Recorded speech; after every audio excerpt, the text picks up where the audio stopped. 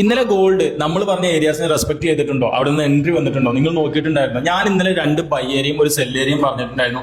അതിൽ ഒരു by ഏരിയയിലോട്ട് market വന്ന് നല്ല രീതിയിൽ റിജക്ട് ആയി തിരിച്ചു പോയിട്ടുണ്ട്. പക്ഷെ നമുക്ക് അവിടെ നിന്ന് എൻട്രി കിട്ടില്ല. കാരണം രാത്രി 10 മണിക്ക് ശേഷമായിരുന്നു അത് സംഭവിച്ചിട്ടുള്ളത്, എൻട്രി കൺഫർമേഷൻ വന്നിട്ടുള്ളത്. അതുകൊണ്ട് ഞാൻ അത് എടുത്തിട്ടില്ല. ഞാൻ അതൊന്ന് കാണിച്ചു തരാം. അതിന്റെ കൂടെ ഇന്ന് മാർക്കറ്റിൽ സംഭവിക്കാനുള്ള കാര്യങ്ങൾ ഏകദേശം എവിടെ നിന്നൊക്കെ എൻട്രി കിട്ടാൻ സാധ്യതയുണ്ട് എന്നുള്ളത് കൂടി കാണിച്ചു തരാം. താഴെയുള്ള 2 സോൺ, ഇതൊന്നും അതുപോലെ തന്നെ ഇവിടെ ഒന്നും, ഇത് രണ്ടുമാണ് നമ്മൾ ഇന്നലെ കൊടുത്തിട്ടുണ്ടായിരുന്നു. ബൈ ആയിട്ട് കൊടുത്തിട്ടുണ്ടായിരുന്നു. ഇതാണ് നമ്മൾ സെല്ലായിട്ടും കൊടുത്തിട്ടുണ്ട്. പ്രൈസ് റേഞ്ച് ഒക്കെ ഇന്നലത്തെ സ്റ്റോറി തന്നെ നമ്മൾ കറക്റ്റ് ആയിട്ട് പറഞ്ഞിട്ടുണ്ട്. പക്ഷെ ഇവിടെ മാർക്കറ്റ് എത്തിയില്ല. പക്ഷെ നമ്മുടെ ഫസ്റ്റ് ഏരിയ ആയിട്ടുള്ള ഈ ഒരു ഭാഗത്തു നിന്നാണ് മാർക്കറ്റ് റിജക്ട് ആയിട്ട് തിരിച്ചു പോയിട്ടുള്ളത്. നല്ല രീതിയിൽ ഇവിടുന്ന് മാർക്കറ്റ് ഫസ്റ്റ് ടാപ്പ് ചെയ്ത് പോയി ഇവിടെ കൺഫർമേഷൻ കിട്ടിയില്ല. സെക്കൻഡ് ഇവിടെ വന്ന് നല്ല രീതിയിൽ കൺഫർമേഷൻ തന്നിട്ടാണ് പോയത്. പക്ഷെ നമ്മൾ അതിൽ എൻട്രി എടുത്തിട്ടില്ല. കാരണം രാത്രിയായിരുന്നു, ഞാൻ എടുത്തിട്ടില്ല.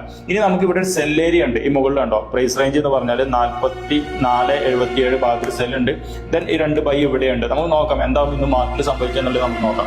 ചാടി കയറി ഒരിക്കലും എൻട്രി എടുക്കരുത്. നിങ്ങളുടെ കൺഫർമേഷൻ എന്താണോ അതിൽ മാത്രം നോക്കി എൻട്രി എടുക്കുക. നമ്മൾ സോണുകളാണ് തരുന്നത്. അതിൽ നിങ്ങളുടെ കൺഫർമേഷൻ നോക്കിയിട്ട് നല്ല കറക്റ്റ് ആയിട്ടുള്ള എൻട്രി എടുക്കുക. റിസ്കിനെ മാനേജ് ചെയ്യാം.